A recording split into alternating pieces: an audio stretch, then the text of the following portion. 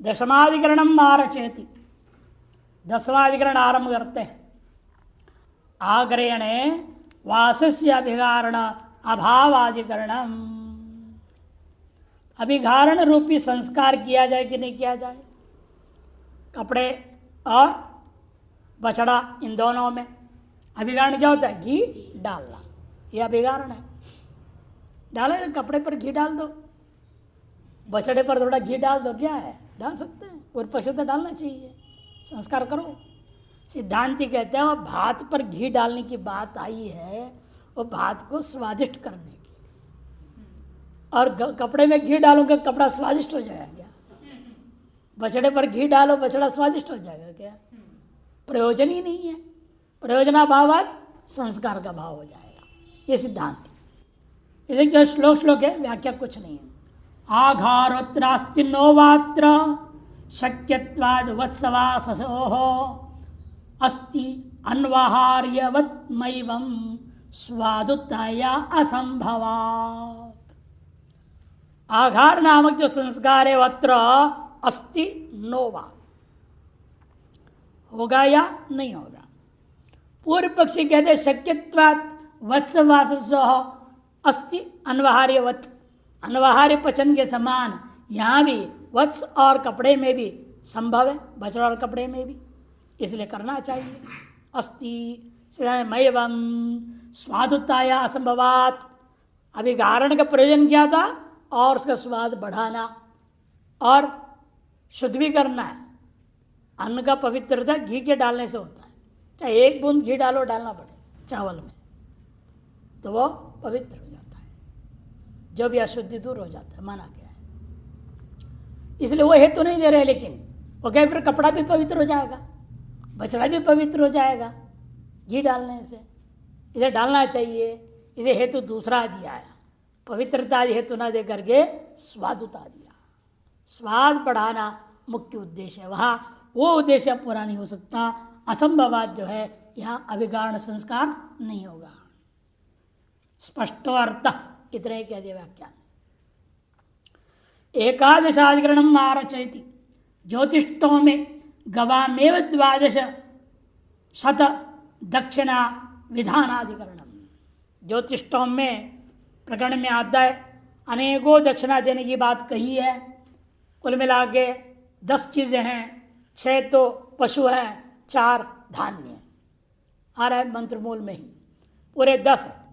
उन 6 पशुओं और 10 धान्य हैं, 4 धान्य मिलाकर के 10 प्रकार का जो है दान देनी है। वह किसमें 112 कहा गया है।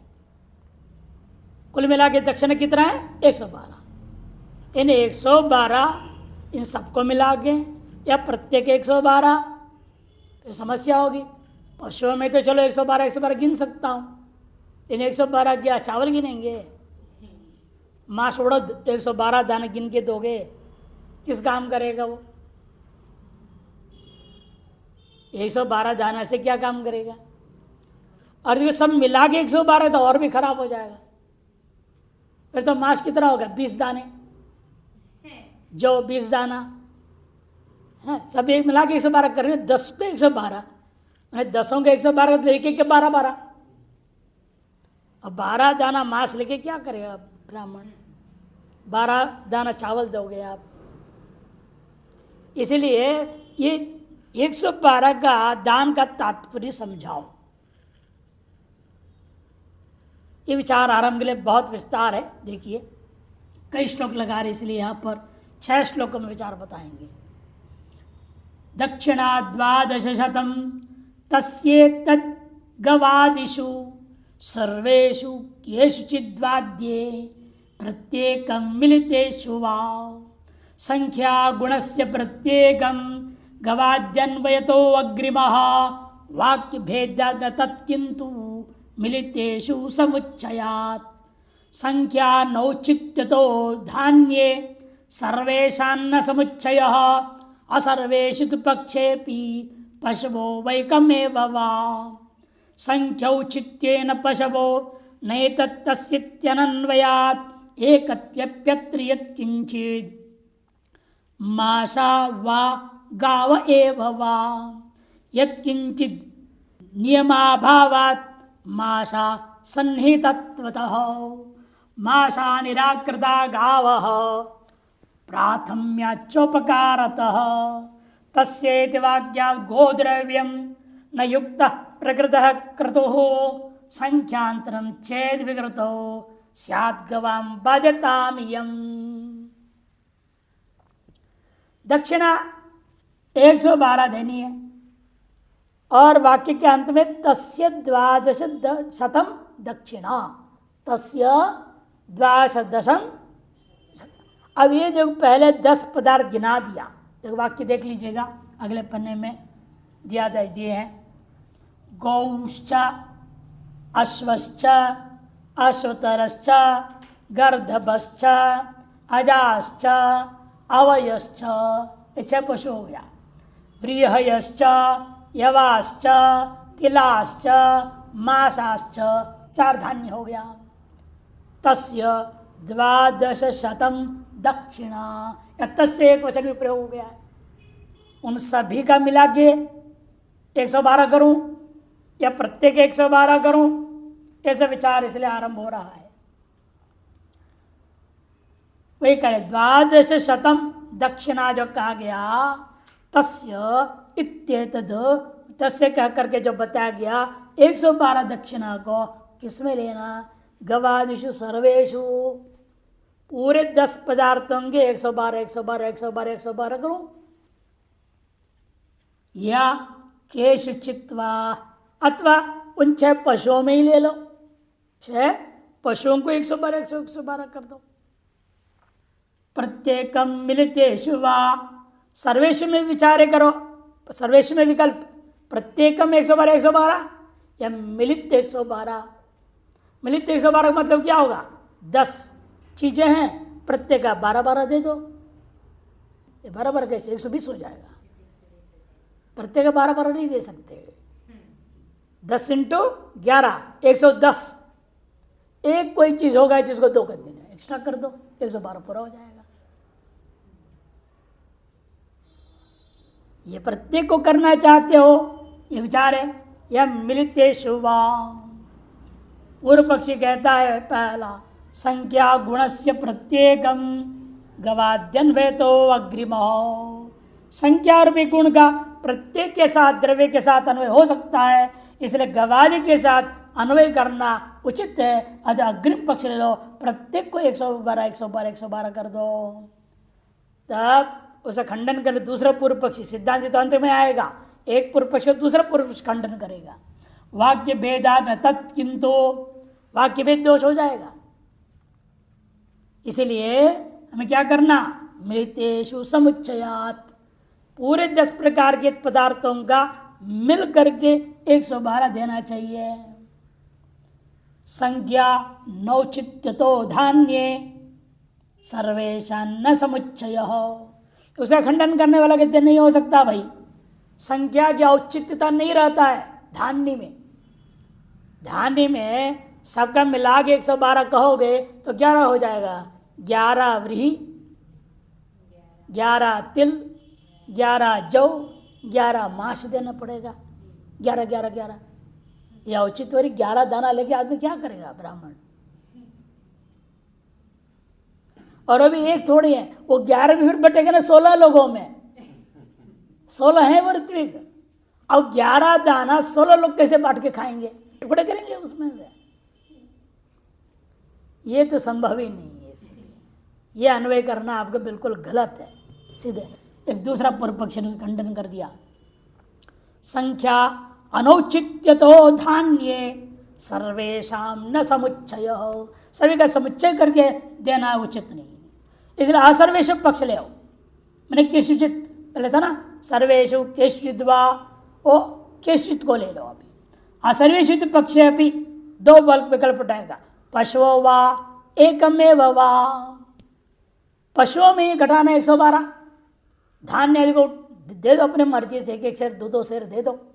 4 ही प्रकार के तो है, सबको अपनी मर्जी से अपने सामर्थ्य अनुसार है ना, धान्यों को 4 धान्यों को दे दो। लेकिन जो संख्या बताया गया पशु मात्र के लिए एकमेव वा, अतः उसमें भी एक ही को लिया जाए। उस एक पक्ष में भी दो विकल्प उठाएगा बाद में। संख्या औचित्य न पशवो, संख्या गिन करके पशु को 112 112 देना तो उचित लगता है, और हर एक पशु को 112 दूंगा तो 112 की बंटवारा 16 लोग करके खा ले लेंगे। पशुओं को पर्याप्त पशु मिलेगा हर व्यक्ति को। उसकी बंटवारे की तरीका आगे बताएंगे कैसे बांटनी है। बराबर नहीं होता। क्या है दक्षिणा का विधान? पूर्णिनः, अर्धिनः, तृतीयनः, पादिनः के अनुसार बंटवारा होगी। वो आगे बताने वाले हैं। संख्या औचित्य न पशव, लेकिन पूर्व पक्षी दूसरा और आगे खड़ा हो गया, नहीं सभी पशुओं में 112 112 112 कैसे बोलोगे? क्योंकि वाक्य में क्या बोला है? तस्य, तेषाम है क्या? तस्य एक वचन है, आप पशव बहुवचन कैसे ले रहे हो? प्रत्येक पशु को 112 कैसे कर सकते हो आप? ये 6 पशुओं को मिला के 112 लेनी पड़ेगी, फिर वो भी अन्वय नहीं होगा। नहीं तस्य इति अनन्वयात, तस्य जो कहा गया उसका अन्वय नहीं हो पाएगा यदि प्रत्येक पशु को ले लोगे तो। एकत्वेप्यत्र यत् किंचित, एकत्व पक्ष में विकल्प उठाओ, जिस किसी भी चीज का 112, माशा वा गाव एव वा, उसमें यत् किंचित में भी किसी एक चीज का 112 देनी है तो वहां पूछूंगा मास, जो अंत वाला है, निकट है ना, माशा के बाद मासश्च तस्य द्वादश बोला है। तस्य के निकटतम कौन है? मास। सन्निधि प्रमाण के आधार पर मास के 112 देना है। 112 क्या हो? 112 शेर दे दो, 112 मन सामर्थ्य, 112 मन दे दो, 112 द्रोण दे दो, खारी दे दो, जिसकी जिस सामर्थ्य दे दो, इन मास ही देना चाहिए। सन्निधि प्रमाण से वही करें। यत् किंचित, इसमें भी नियमाभावात मास एवा, क्यों? सन्निहितत्वतः, सन्निधि प्रमाण से। तो माशा निराकृता, इन मास का तो निराकरण कर चुका है। दूसरा वाक्य मास दान देना निराकरण कर दिया है दक्षिणा के रूप में। अतएव गावः प्राथम्याच्च उपकारतः, एक तो सर्वप्रथम शुरू कहां से हुआ? गौ से वाक्य शुरू हुआ है। गौश्च, अश्वश्च, अश्वतरश्च, गौ से शुरू हुआ। इसे तस्य मने गौ, गौ हो, गौ की 112 संख्या, बाकी का यथा 112 संख्या से कोई लेन देन नहीं है, यथेष्ट यह लिया जाएगा। एक तो प्राथम्याद और तो उपकारतश्च, उपकार भी गौओं के ही ज्यादा है। ब्राह्मण को गोदान देने में ज्यादा लाभ है ना। घोड़ा लेके क्या करेंगे ब्राह्मण? क्षत्रियों का काम है घोड़े का। खच्चर लेके क्या करेंगे ब्राह्मण? ये तो वैश्य और शूद्रों के काम का चीज है। खच्चर सामान ढोएंगे ना, व्यापार करने वाले रेत वगैरह ढोएंगे, जो शूद्र वगैरह हैं। खच्चर भी उन्होंने गिना दिया। अश्व है, अश्वतर है, गधा भी लेके क्या करेंगे? कभी कभार काम आएगा ब्राह्मण को भी, सब माल ढोना पड़ेगा ना। ज़्यादा दक्षिणा पानी मिला तो गधे पर तो ढोएंगे।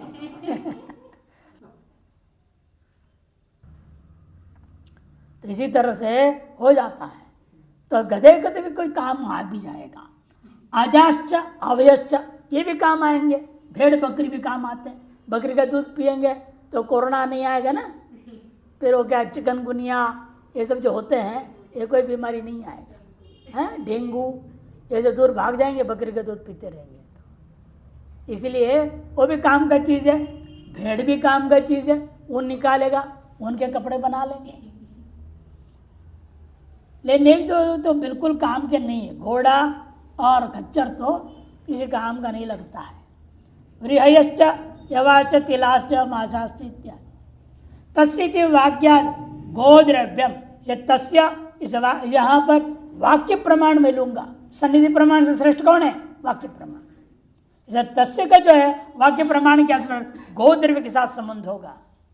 न युक्त प्रकृत क्रतु, इसलिए प्रकृत जो है उस याग का याग कोई संबंध नहीं बनता। संख्यांतरंचित, यदि विकृति याग में कोई संख्यांतर का विधान है फिर तो 112 को भी हम बात देंगे। यही फल है यह विचार करने का। स्याद गवाम बाध्यताम यम यंग यम, ये जो संख्या है 112, ये संख्या जो गौगत संख्या, इसका बात दिया जा सकता है यदि विकृति आग में अन्य संख्या का विधान हो तो। ज्योतिषों में दे द्रव्याणि अनुक्रम्य संख्या विशिष्टा दक्षिणा विधीयते है। ज्योतिषों प्रकरण में दे द्रव्यों का अनुक्रमण करके संख्या विशिष्ट दक्षिणा को विधान किया गया है। अंत्य धान्य चारों में अंत्य कौन है? मास, वो सन्निधि है तस्य का। और 6 में आदिक में कौन है? उपक्रम में गौ है। यह ध्यान रखना है। गौश्च स्वश्च श्वतरश्च गर्दभश्च अजाश्च अवयश्च व्रीहयश्च यवाश्च तिलाश्च मासाश्च तस्य 1200 दक्षिणा इति।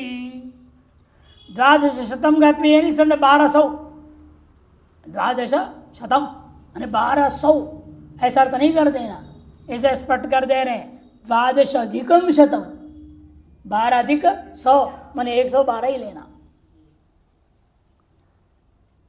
यहाँ विश्राम देना चाहिए, दोनों जो विश्राम नहीं है। दक्षिणेति दक्षिणा इति, वहाँ विश्राम होना चाहिए। अद्वाशय शतम, इसके बाद विश्राम, फिर विचार आरंभ होता है। तत्र संशय सेयम संख्या किं गवादि सर्वद्रव्य विषया किं वा कतिपय विषया इति। वह यह जो 112 संख्या है, गवादि प्रत्येक सभी द्रव्यों के विषय में संबंध जोड़नी है या कतिपय विषयों से जोड़ना है। सर्वत्र पक्षे अपि प्रतिद्रव्य ज्ञेयम संख्या उत्तम मिलिता नाम।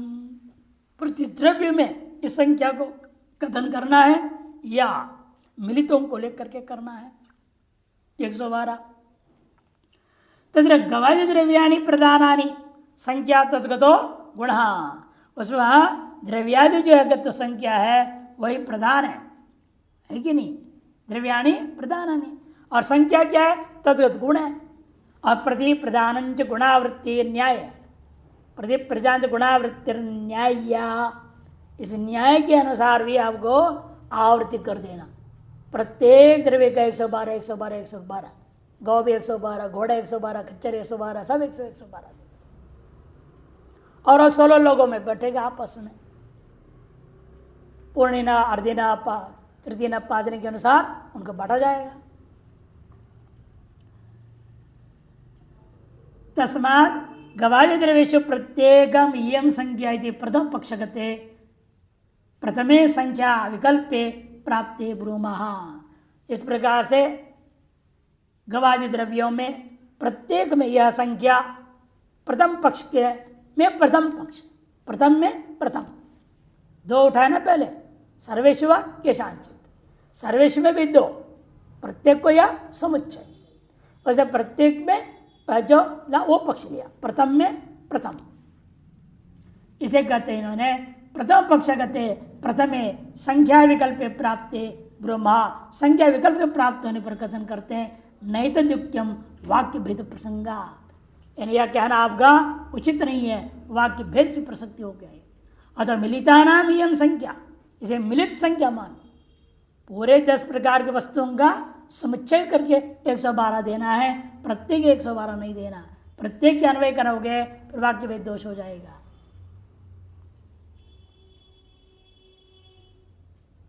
इति द्वितीय संख्या विकल्प अपव्यय, जब प्रथम संख्या विकल्प खंडन हो गया तो द्वितीय संख्या विकल्प क्या था? समुच्चय, वो लेना चाहिए। तथा जैसे समुच्चय वाच्य च शब्द अनुगृह्यते, इतना ही सा लाभ क्या है? समुच्चय वाचक जो च है ना, बार बार गौश्च अश्वश्च, और च शब्द का प्रयोग जो हुआ वेद में उसका भी अनुकूल पड़ेगा, अनुग्रह हो जाएगा। एतदपि अयुक्तम, लेकिन यह भी उचित नहीं है। क्यों?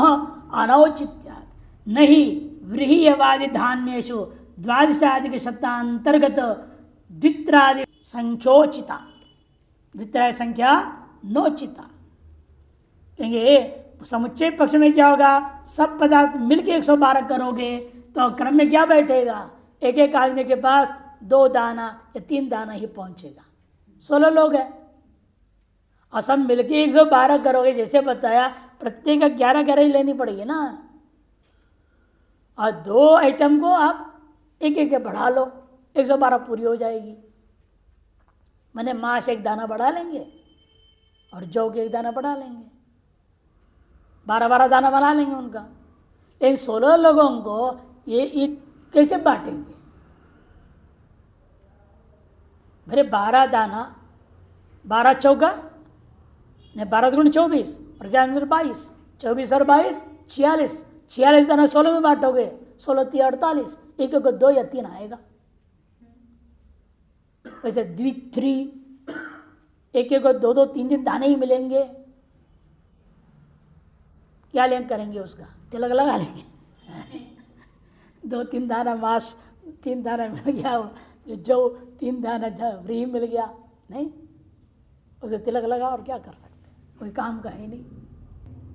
तो इसलिए क्या करना है? इसलिए कहते देखो द्वितीय संख्या नोचित अन्वय होगा, नहीं उचिता। इसलिए परिकृत ऋत्विज द्वित्रैर व्रीहि बीजई प्रयोजना भाव कि परिकृत जो है वो ऋत्विग उन लोगों को 2-3 व्रीहि आदि बीज दानों से कोई प्रयोजन सिद्ध होने वाला नहीं है।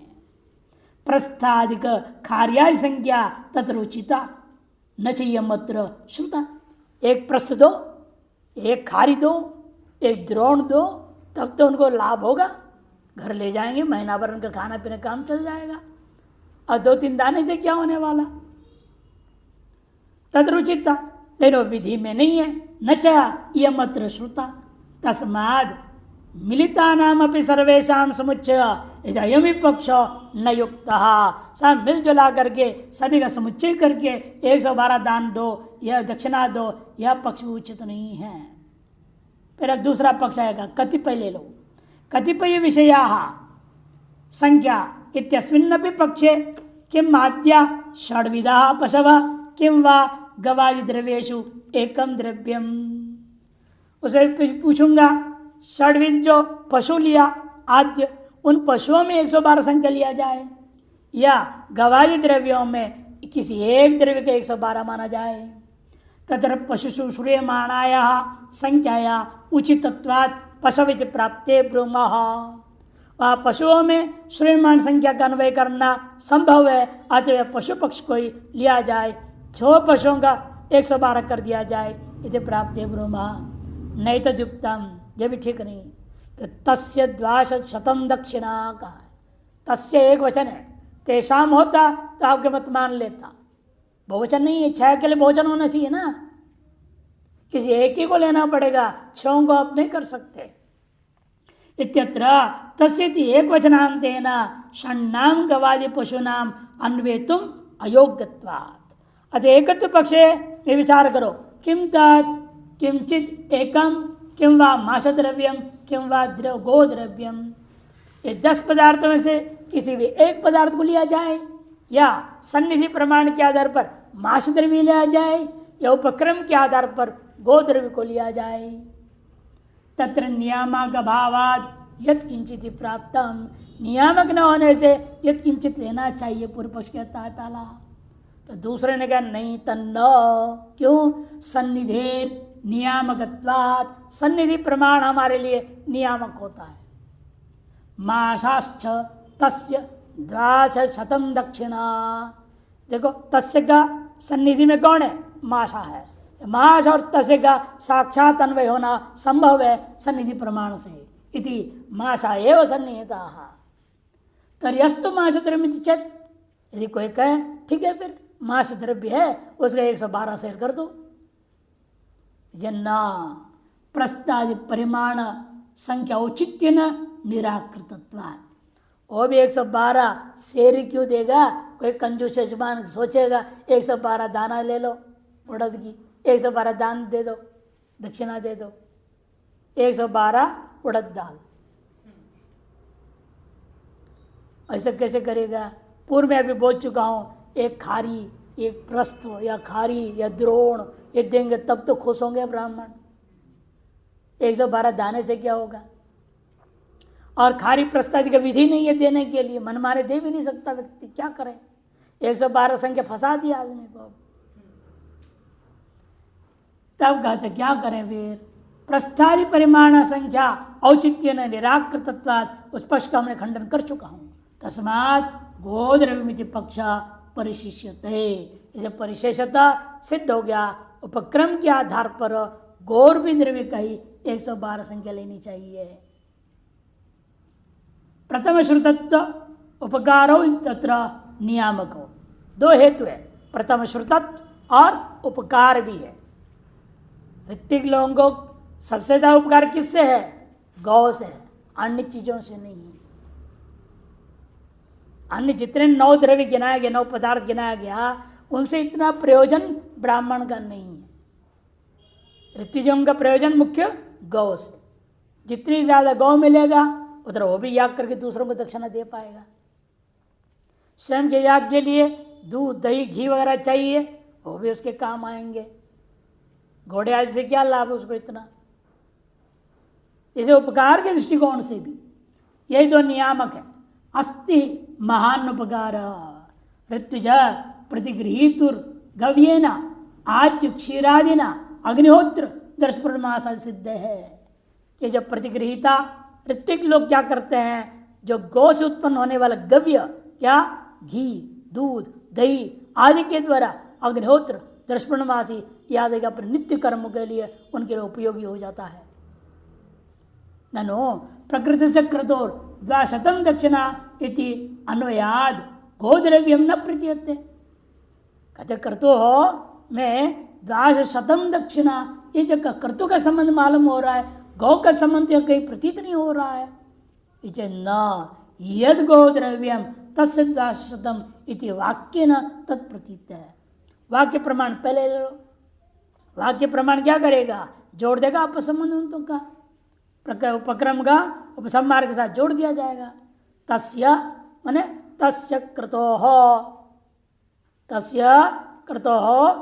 200 गौर दक्षिणा, जोड़ के अन्वय कर दूंगा।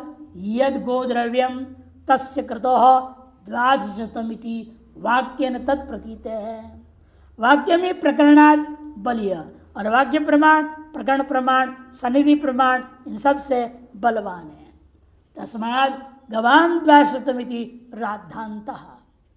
यदि विकृतिषु यत्र गोदक्षिणाया संख्यांतरं श्रुतम, यदि विकृति या गौ में गोदक्षिणा का 112 का मान लो 10 गिना दिया है, कहीं 25 बोल दिया है, जहाँ जैसा बोला है श्रुतम तत्र अस्या संख्यां बादो विचार फलम भवति।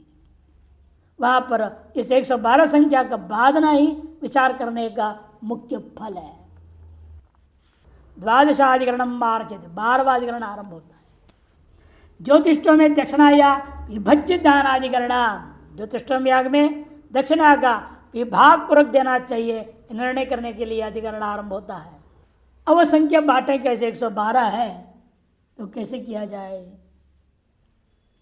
विभज्य बांटना है या यूं ही दे दो, आप अपना बांट लो जी, जैसे चाहे वैसे, जो करना है कर लो। ऐसे लड़ाई हो जाएगी ब्राह्मणों में आपस में। मेरे को ज़्यादा, मेरे जो बलवान ब्राह्मण होगा ज़्यादा ले जाएगा, जो कमजोर ब्राह्मण है देखते रह जाएगा, एक भी नहीं मिलेगा उसको। इसे विभाग पूर्वक देना चाहिए या नहीं? पूर्व पक्षी कहेगा क्यों विभाग आदि मत्था लगाएंगे हम, दे दो अपना जो चाहे करने दो। सिद्धांत नहीं, वेद ने बताया है पूर्णिना अर्धिना, उसके अनुसार आपको विभाग पूर्वक देना चाहिए। और विभाग में भी क्या व्यवस्था है वह अगला, उससे भी अगले अधिकरण में तय होगा। 2 अधिकरण इसी के लिए। गोदाने वीते स्वेच्छा नियतिर्वान्ति में पिकिम अविभागो विभागो वा नियमानुक्तितो अग्रिमः अविभागो बहुतोक्तेर बहुतम न विवक्षितम विभागे स्वामी स्वत्व सिद्धेर लिंगंच दृश्यते। गोदान विहित, ठीक है, आपके पूर्वाधिकरण ने ऐसे मान लिया 112 गोदान देना है। इनमें शिक्षा नियतिर्वा, शिक्षा पूर्वक दिया जाए, जिसको भी जिस ब्राह्मण को जितनी इच्छा उतना में दे दो, किसको 4 किसको 2 किसको 5, अपने मन मर्जी। पक्षपात करते हैं ना, फिर वहाँ पर दिक्कतें हो जाता है। अपने अभिष्ट ब्राह्मण को ज़्यादा देंगे और दूसरे को कम दे देंगे। स्वेच्छा पक्ष तो बिल्कुल गलत है। इन विकल्प उठा रहे, स्वेच्छा वा नियतिर्वा, नियति में भी अंतिम में भी किम अविभागो वा विभागो वा, अविभाग पूर्वक है यह विभाग पूर्वक है। वो पहला पक्ष लेंगे, नियम अनुक्तितो अग्रिम, नियम का कथन नहीं हुआ है इसलिए स्वेच्छापूर्वक दे रहा है। अविभागो बहुत उक्तेर, अंतिम पक्ष में नियमित पक्ष में भी दो उठाए ना, अविभाग विभाग, अविभाग मानना चाहिए, क्यों? बहुत उक्ते है, बहुवचन है इसीलिए। तब सिद्धांत बहुतम न विवक्षितम, जैसे ग्रहम सम्माष्टि में ग्रहम जो एक वचन था अविवक्षित था, इसी प्रकार यहां बहुवचन अविवक्षित कर दो। अतः विभागे, और विभाग करेगा लाभ भी, स्वामी भी स्वत्व सिद्धि लिंगंच दृश्यत है, स्वामी यजमान के द्वारा अपने स्वत्व को निश्चय कर लेगा और उसको परत्व आपादन करने में योग्य हो जाएगा। लिंगंच दृश्यत है, और लिंग प्रमाण भी यहाँ पर हमारा उपलब्ध है। पूर्वोक्त गवाम दाने संशय, ऋत्विभ्यो ध्येयानाम उक्त संख्यानाम विभाग अविभागयोर यजमान इच्छैव प्रयोजका, विभाग पूर्वक या अविभाग पूर्वक में यजमान की इच्छा के अनुसार होना चाहिए। उत अस्ति अन्यत्र नियति, अतः इसमें कोई नियमित है, नियमित में भी विभाग और विभाग के विषय में विकल्प उठाएंगे। यदापि नियतिस तदापि अविभागो विभागो वा, अब नियति पक्ष में विचार होगा, अविभाग पूर्वक किया जाए या विभाग पूर्वक किया जाए। विभाग नियामक से अनुक्तत्वात्, विभाग का नियामक न होने से पहला पक्ष ले लो, इच्छा इति तावत प्राप्तम, स्वेच्छापूर्वक उसको देना चाहिए, ये प्राप्त हुआ। उसे भी पहले पूर्व पक्षी ले लो, अविभाग बोलेगा ना, नियत में अविभाग वाला भी पूर्व पक्षी है। विभाग नियामक अनुक्तत्वाद इच्छा इति तावत प्राप्ते ब्रह्मा नहीं, ऋत्विभ्यो दक्षिणाम ददाति कहा है। बहुवचन श्रवणेन, बहुवचन श्रवण हो रहा है यहाँ पर, इसीलिए समूह से प्रतिगृहीतृत्वाद, समूह ही प्रतिग्रहण करने वाले हैं, इसलिए अविभाग पूर्वक उनके सामने रख दो 112 गौ और को आपकी मर्जी जिसको जो लेना है ले लो। इति पक्षांतर खड़ा हो गया कि ऋत्विभ्यो ददाति बोल दिया ना, एक एक ऋत्विक को दो करके नहीं बोला है, यहाँ विप्सा परक नहीं है। वृक्षम वृक्षम प्रति, अब प्रति योग हो गया ना, वह विप्सार्थ आ जाता है, ऐसे कुछ भी नहीं है। ऋत्विभ्यो बोल दिया है, अतः दक्षिणाम ददाती थी, बहुवचन श्रवण होने से समूह को ही लेना चाहिए, समूह है यहाँ प्रतिग्रहिता, अतः अविभाग पूर्वक उनको देना चाहिए, ये पक्षांतर उपस्थित हुआ। तो सिद्धांति ग्रहीकत्वद बहुतम न विवक्षितमिति एकैक प्रतिग्रहिता, बहुत जो यहाँ पर आया है जो ऋत्विभ्यो, वह जो बहुवचन है अविवक्षित है, अतः एक एक को प्रतिग्रहिता माना जाएगा, समुदाय को प्रतिग्रहिता नहीं माना जाएगा। तथा सती विभाग अवश्यम भावान, विभाग अवश्यम भाव होगा।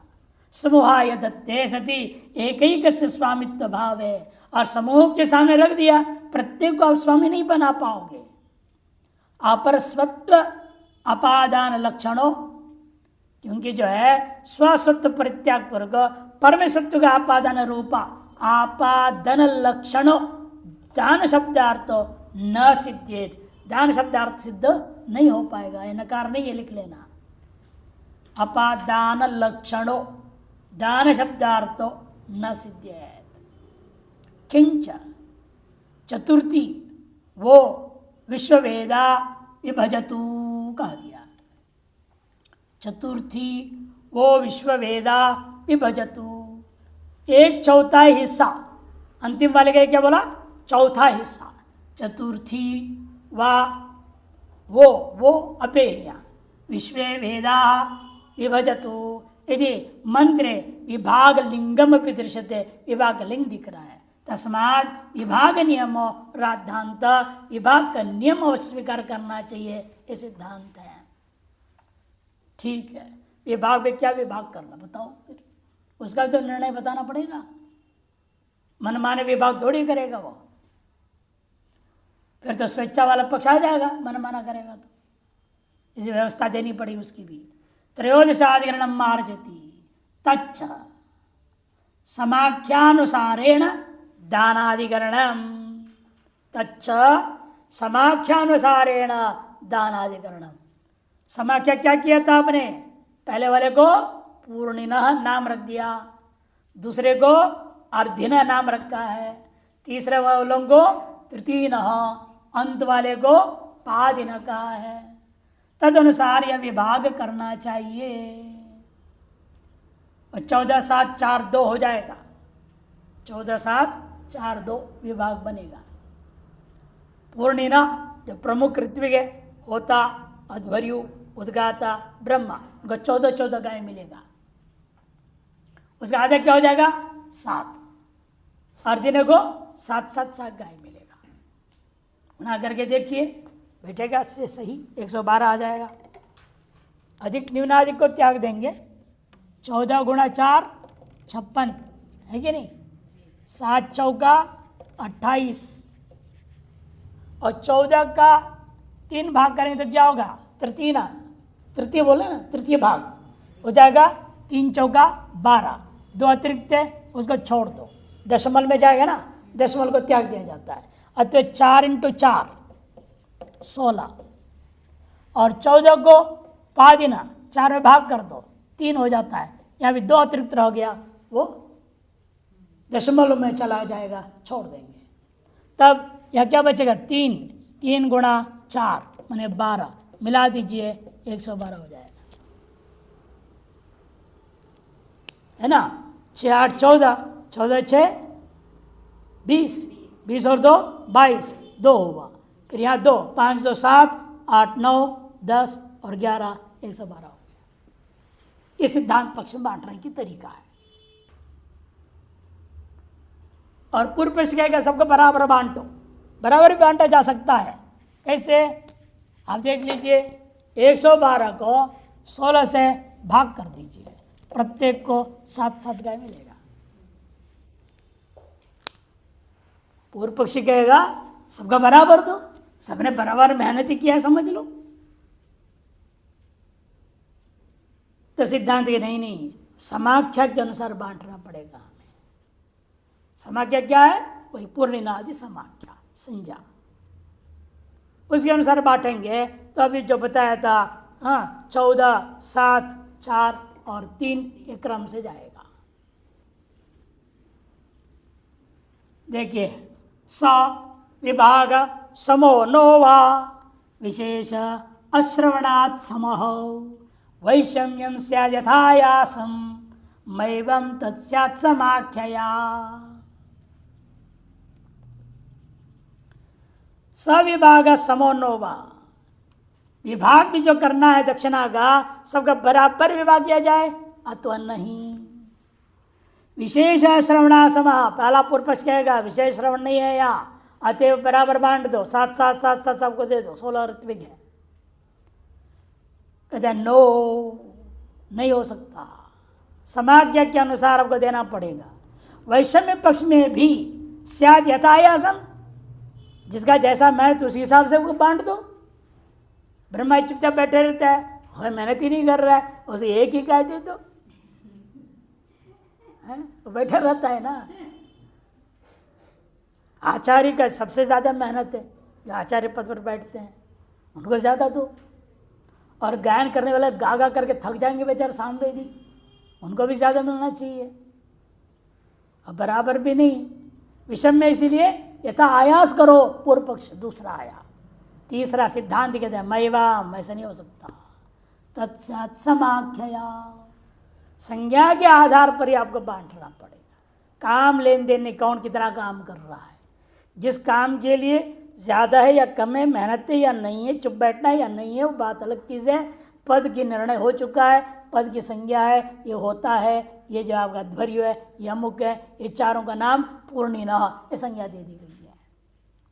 उन संज्ञाओं के हिसाब से आपको दक्षिणा बांटना है, ये सिद्धांत है। पूर्वोक्त सविभाग समस्यात् कुतो वैषम्य हेतुर विशेषस्य अश्रवणात्, पहला पूर्व पक्ष, जो पूर्वोक्त जो सम्यक प्रकार से विभाग करने को जो कहा गया था, वह सम विभाग किया जाए। क्यों? वैषम्य का हेतु न होने से, हेतु का आश्रम होने से। साम्य हेतु तो लौकिको न्याय है, सबका बराबर बांटना, ये तो लौकिक न्याय है। लोक में भी देखे जाते हैं, सबको बराबर बांटते हैं, है कि नहीं? कोई चीज़ बांटा जाता है सबको बराबर, सबको 5 किलो चावल फ्री बोल दिया, सब एक राशन कार्ड में चाहे 10 आदमी चाहे 20 आदमी, कोई लेन देन नहीं, सबको 5 किलो बराबर। ये हुआ था ना कोरोना के टाइम में। आपके परिवार में कितने से कोई लेन देन नहीं, आप अकेले हो तो भी 5 किलो मिलेगा, 10 हो तो भी 5 किलो ही मिलेगा, सब बांटो। लौकिक न्याय, पूर्व पक्षी लौकिक न्याय के आधार पर बोल रहा है।